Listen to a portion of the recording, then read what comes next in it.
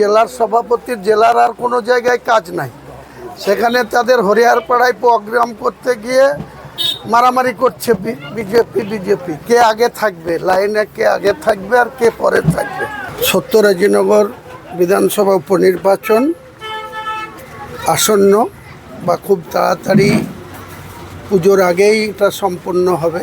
আমাদের কাছে যেটুকু খবর আছে তাতে একদিকে নন্দীগ্রাম, অপরদিকে রেজিনগর। সবাই আপনারা অবগত আছেন যে বর্তমান মুখ্যমন্ত্রী শুভেন্দু অধিকারী ভবানীপুর, কলকাতা এবং মেদিনীপুরের নন্দীগ্রাম দুটো আসনে জিতেছিলেন। আমিও রেজিনগর এবং নওদা কেন্দ্রে জিতেছিলাম। এই রেজিনগর বিধানসভার আমার জিতার মার্জিন ছিল 58,900 বিজেপির সঙ্গে।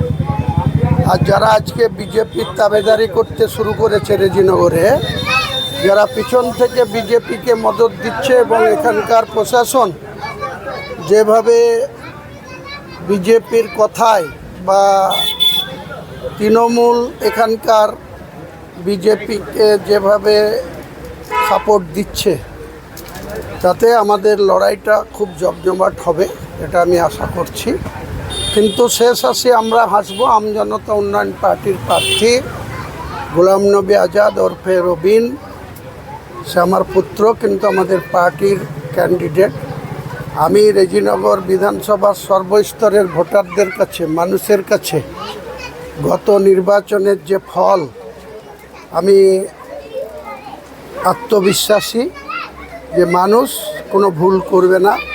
মানুষকে যতই প্ররোচনা দেওয়া হোক, যতই হুমকি চুমকি মারা হোক, মানুষ কিন্তু ইভিএম মেশিনে যখন যাবে তখন তারা সঠিকভাবেই আমজনতা উন্নয়ন পার্টির প্রার্থী গোলাম নবী আজাদ ওরফে রবিনকে বিপুল ভোটে ভোট দিয়ে জয়লাভ করবে। কাজেই ভোট যখন আসন্ন, সরকারে যারা আছে তারা অনেক পলিসি করছে। আপনারা প্রতিদিন লক্ষ্য করবেন যে এই রেজিনগর বিধানসভার উপনির্বাচন ঘোষণা হয়নি, কিন্তু রাজ্যের মুখ্যমন্ত্রী এসেছিলেন একই উদ্দেশ্যে। আবার তিনি শক্তিপুরে আসবো বলছেন।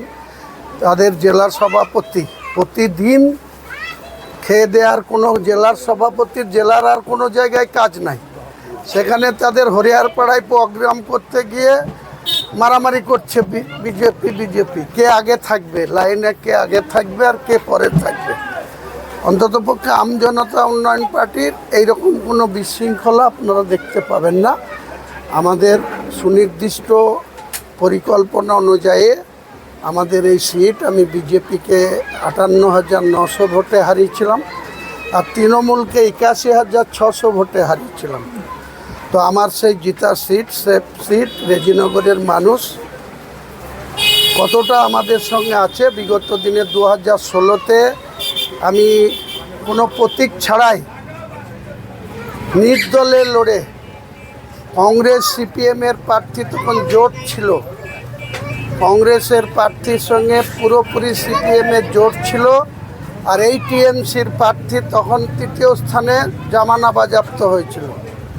সিদ্দিকা বেগম এক সভাধিপতি 14,631টা ভোট পেয়েছিল। এই বিজেপি 10,335টা ভোট পেয়েছিল। আমি 74,210টি ভোট পেয়েছিলাম। আর কংগ্রেস সিপিএমের জোট প্রার্থী তখন পেয়েছিল 79,770টি। মিলিয়ে নেবেন নেট খুলে যে একটি ভোটের এদিক ওদিক হচ্ছে কিনা। 2016 সালের রেজাল্ট বললাম। 2026 সালের 23 এপ্রিল যে নির্বাচন, সেখানে আমি ভোট পেয়েছিলাম 1,23,586।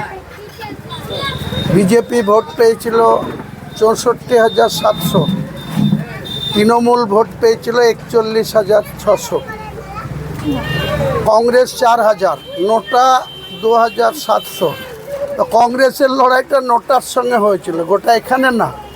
294টা আসনে জাতীয় কংগ্রেস 140 বছর যে দলটার বয়স, তাদের প্রার্থী 196টা প্রার্থী নোটার সঙ্গে লড়াই হয়েছে।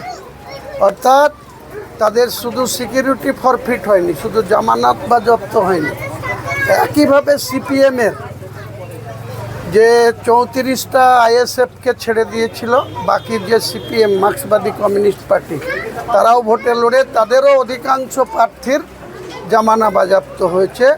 কাজেই বর্তমান রাজনীতিতে বিজেপি ক্ষমতায় এসে তারা কাজের থেকে বেশি লম্পঝম্প করছে, হুমকি চুমকি দিচ্ছে। আর এখানকার প্রশাসন দলতান্ত্রিক হয়ে গেছে, দলদাস হয়ে গেছে।